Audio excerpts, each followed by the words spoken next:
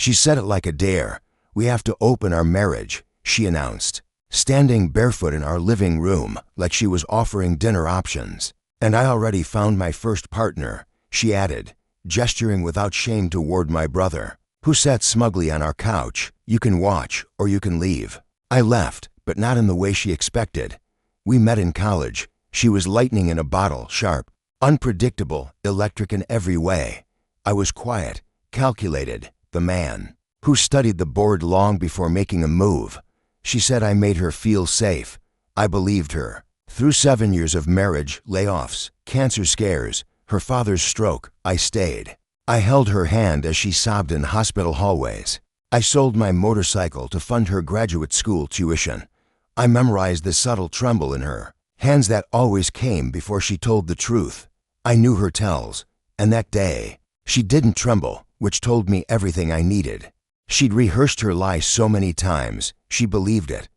The moment I closed the front door behind me, I disappeared, not out of defeat, but by design. I didn't slam it.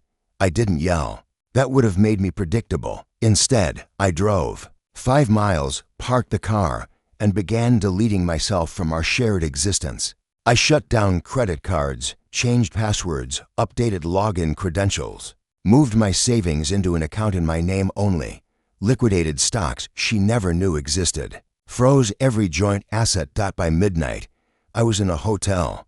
By morning, my attorney had everything, every detail, every date. The thing about betrayal is, it sharpens you. No calls, no texts. I cut the lights, turned off the phone, scrambled the GPS. But I watched.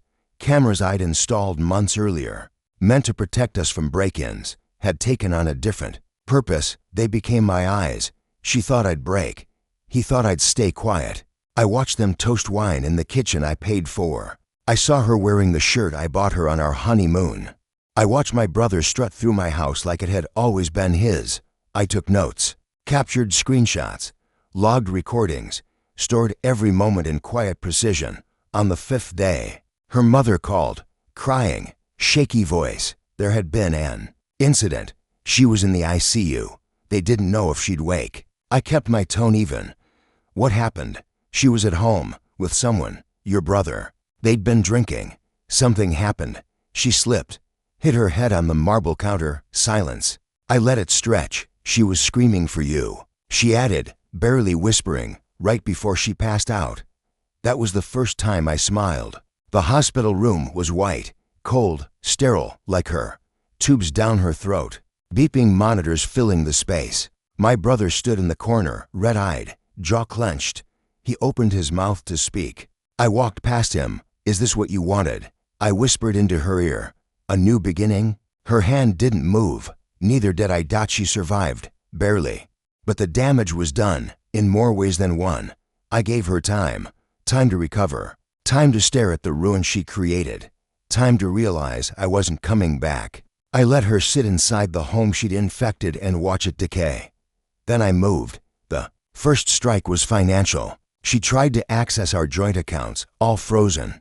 Credit cards declined.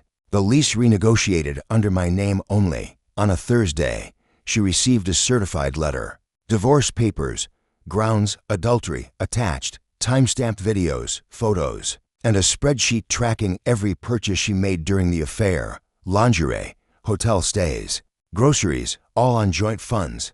My lawyer called it marital waste. Her lawyer called it a massacre. The second strike was social. I sent the footage to both our families.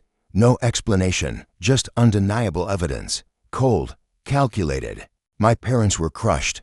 Her parents, devastated. Her mother called 3 times, sobbing apologies. Her father sent a letter. He ended with, "You deserved better." Then came the final blow.